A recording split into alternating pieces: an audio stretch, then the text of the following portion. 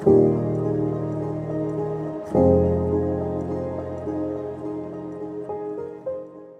guys, welcome to another Vlogmas video. Today we're going to be talking about books that I am excited about that are coming out in the beginning of 2022. So we're going to be covering books that are coming out in January, February, and March.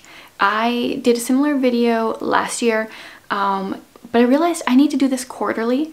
Other people do it quarterly, and I realized why. Because so often you don't know about books that are coming out months down the road. Even if authors know about them, sometimes they don't share them that early. So I have a list on my computer here of a bunch of different books coming out in the next 3 months that span a number of different genres. So I'm going to share them with you here today. I am probably the most excited to see other people's videos on this topic coming up in the next month or so, because everyone can find like just slightly different books. And even though we may cover some of the same books, so often I get so many other ideas from other people's videos. So I'm excited that the season has begun for the Q1 anticipated releases. Okay, so I'm going to have the actual publication dates pop up on the screen, but I do think that I have this separated into months, assuming I did it correctly. I have, let's see, 1, 2, 3, 4, 5, 14 books here to talk about, I think. And the first one I actually just saw is Serendipity by Marissa Meyer and a bunch of other people.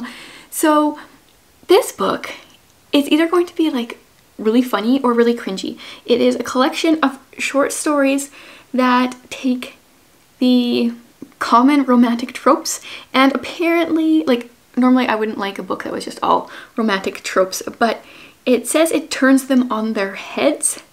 So embracing them and turning them on their heads. So I don't know. I've not heard of any of these other authors other than Marissa Meyer. So this is definitely not one that I would buy, but I'm willing to get it from the library and see what it all entails. We'll see. Next up is A Stranger's Game by Colleen Coble. Now, I've only read one of her books so far, and I think it made me kind of annoyed. But I want to give her another try. So this is a standalone in the mystery suspense genre. And I think, just kind of like the general vibe I get, is that all her books have the normal, like romantic love interest. The love interest in their suspense stories, that it's very predictable. I have a feeling that's what it's going to be, but sometimes I can read a certain amount of books like that and get over it and just kind of enjoy the mystery suspense side. So here's what this one says. I'll just read a little bit of the blurb. Tori Bergstrom hasn't been back to Georgia since she was 10, but she's happy to arrange a job for her best friend at one of the family properties on Jekyll Island. Before that, it said a wealthy hotel heiress. A suspicious death. When Tori learns that her best friend has drowned, she knows that it is more than a tragic accident. Lisbeth was terrified of water and wouldn't have gone swimming by choice. A fight for the truth. So she goes to the hotel under an alias trying to find answers, and then she meets Joe Abbott and his daughter rescuing baby turtles. She finds a tentative ally. Yeah, so there's probably a little bit of a romantic love interest there. So that is number 2.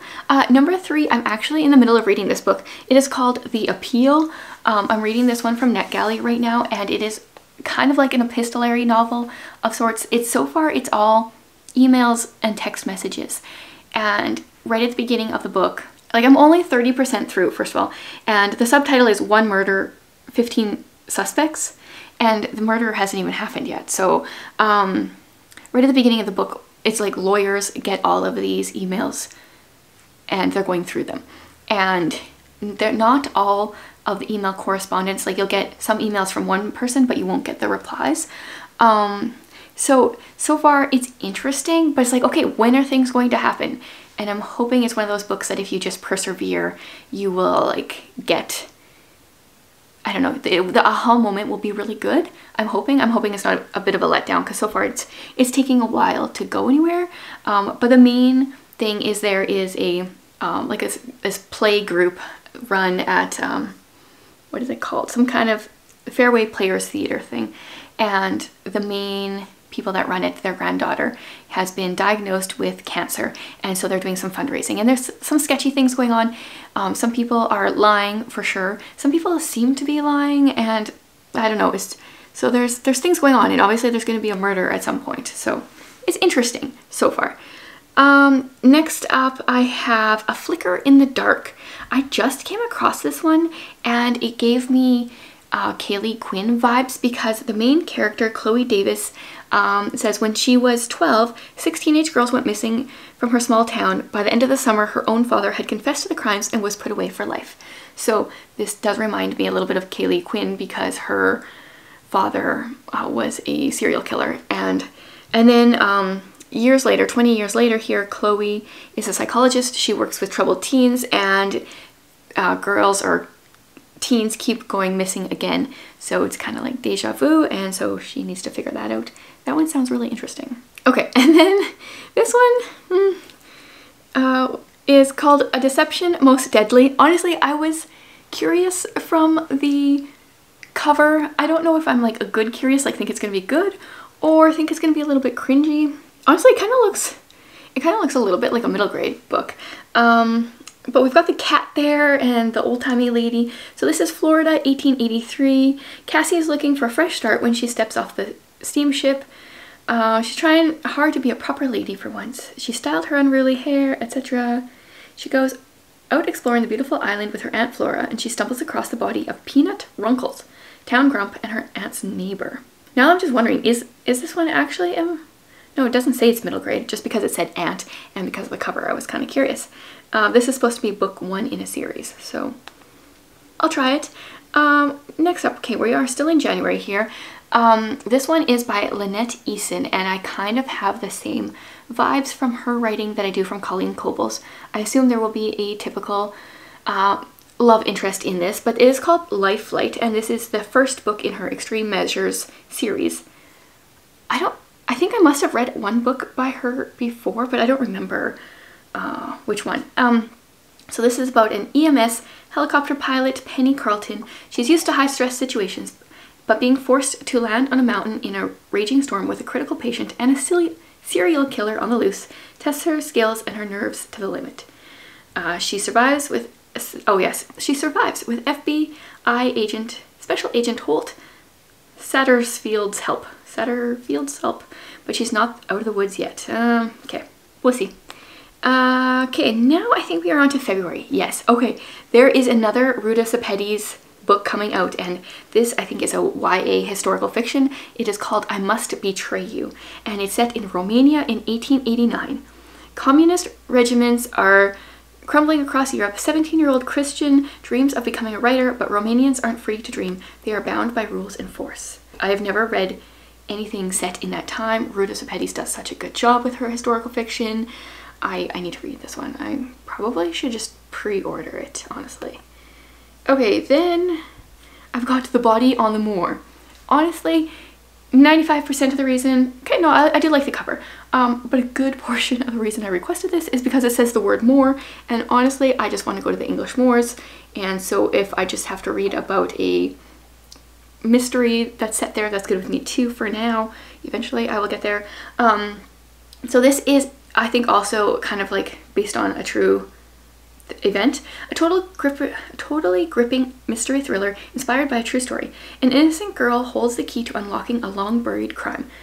Perfect for fans of Catherine Ryan Howard, which I read one of her books and kind of liked it. So this is Manchester, England, 1965. Little Kathy Openshaw is waiting in a car with only her toy doll for company. Whilst her mother, Connie, visits close friends Myra and Ian, Kathy gazes out at the surrounding moorland and dreams of a happier life. But when Connie returns to the car, Kathy has vanished. Instantly, she thinks of the news reports of the children who have gone missing from the area. Oh. Blackfell Farm, Saddleworth Moor. No one has visited Ronald's farm in decades, but when a young couple start acting suspiciously on his land and a mysterious visitor arrives on his doorstep, he feels instantly threatened. He doesn't want any unwanted attention directed towards his farm. Ooh. Okay, well, I'm kind of scared of the whole missing children thing, because that is definitely a fear probably of every mother out there, but it sounds interesting.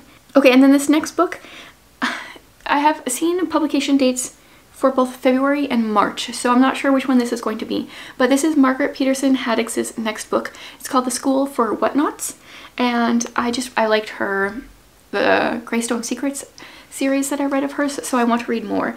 This one says, no matter what anyone tells you, I'm real. That's what the note says that Max finds under his keyboard. He knows his best friend Josie wrote it. He'd know her handwriting anywhere, but why she wrote it and what it means remains a mystery.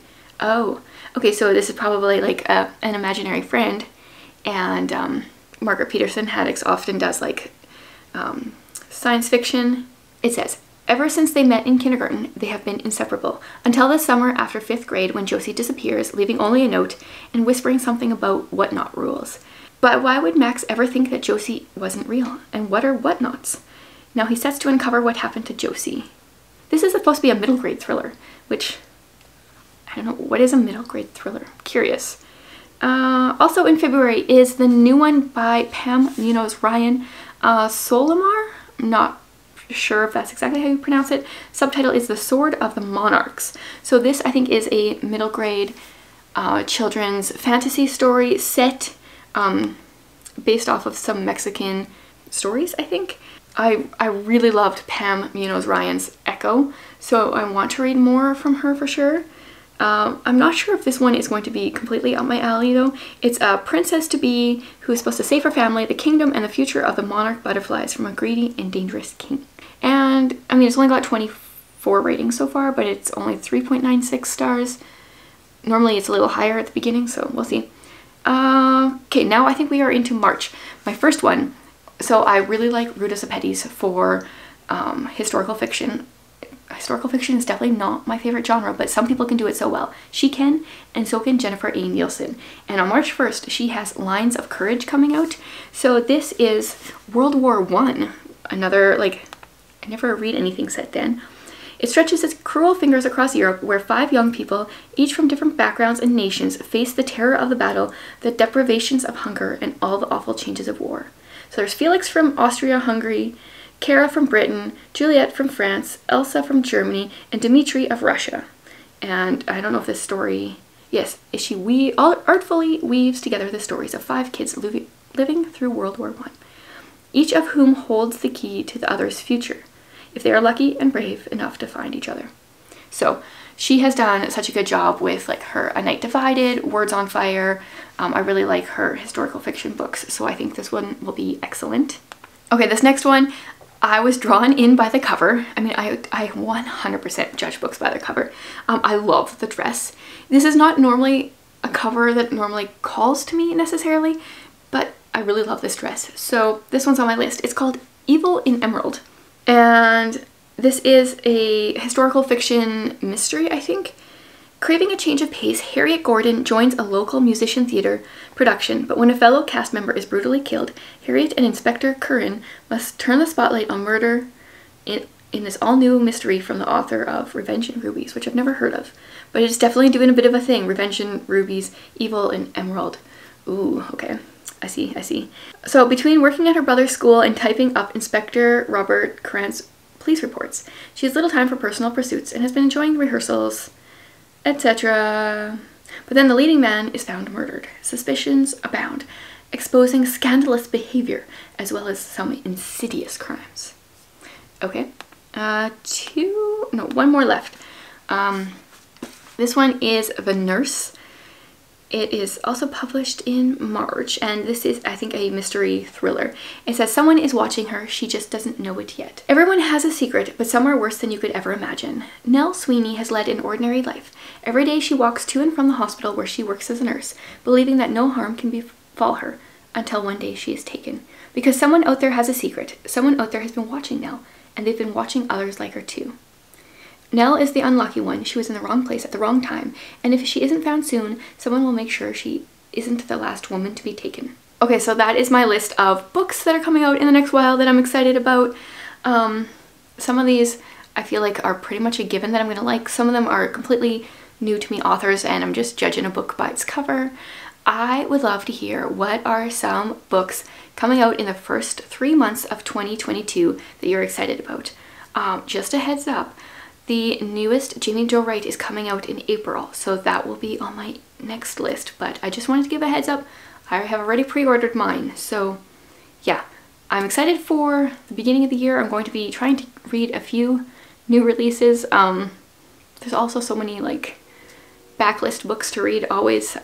Yeah, so let me know of some that are coming out in the next little while. Thanks for watching, guys.